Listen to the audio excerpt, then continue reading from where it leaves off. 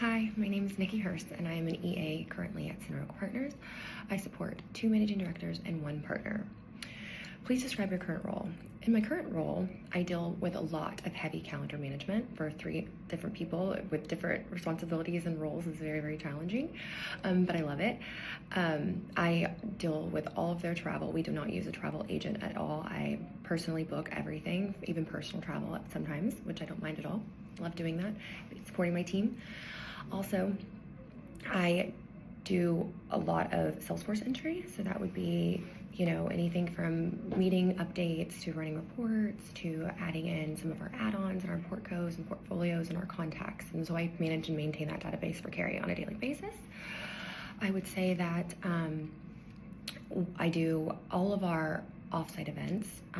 That's whether there are team offsite events or our holiday party or our annual meeting, which I threw start to finish last year. So to have a traditional EA role here at Center Oak. I do a lot of presentations and meeting preps, materials for that, whether it be binding them or printing them or editing them. I do a lot of meeting prep for that as well. Historically, can you tell us about previous experience that you've had senior farmers and executives? Yes, we just closed Fund 3. That was very exciting and a new experience for me, but I loved it. There was a lot of research that went into that and that I was heavily involved in. That's pulling bios, that's meeting prep, that's travel to different, cities and states to meet with different LPs. And then there's also the fun stuff where there's the dinners and the, events and happy hours and cocktail things that we got to throw for a lot of our LPs. And it comes full circle this year because they'll be coming back to us for our annual meeting, because in our bylaws, they're required to come to our annual meeting lot. So the new ones that we kind of acquired will be coming this year. So that would be exciting for our firm. How do you prioritize conflicting needs? I think for this, that would be communication. I think communication is the number one thing that you can do is, speaking with the people that you have 3 things that need to be done.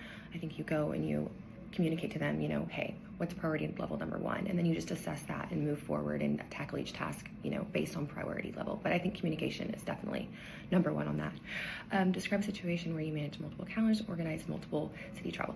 I've done that in every role that I've ever had. I've always supported multiple people. Even when I was at CH, I supported the co-founder, but I also took on a lot of the, less senior team as well. I supported Tyler Bethay, who was a managing director. So I think that I've always managed multiple calendars. I think that's the first thing I do in the morning when I get in, that I would just go straight to my computer, sit down and, assess, where's everybody going to be throughout the day? What do I need to do to make sure that they have all their materials and meeting stuff prepped? Give an example of how you prepare to organize and coordinate documents, reports, and presentations for meetings.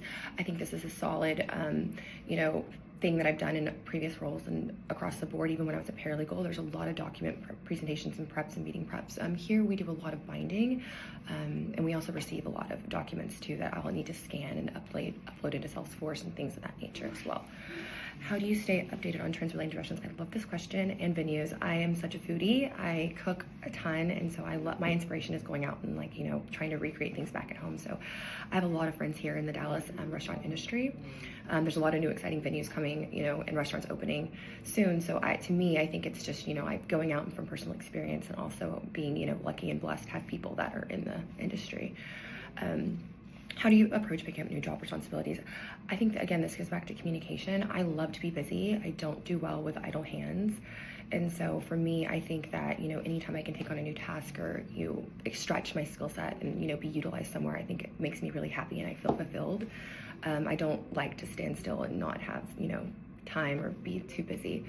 And then I would say, how do you ensure attention to detail? I double check my work. I think that, taking time, going slow and making sure that you look over your work, that you reread it. I have Jessica sometimes, she's my counterpart here, look over things if I'm kind of curious or really want to make sure that it's perfected. And so I really also soliciting her advice and other people's advice if they, a second eye never hurts or can't do any wrong there if you ask people for, extra help. But yeah, thank you so much. I thank you for your time and consideration. I love being in a supportive role, and so I'm looking to expand my skill set, and I, hope to be able to meet you in person. Thanks so much. Bye.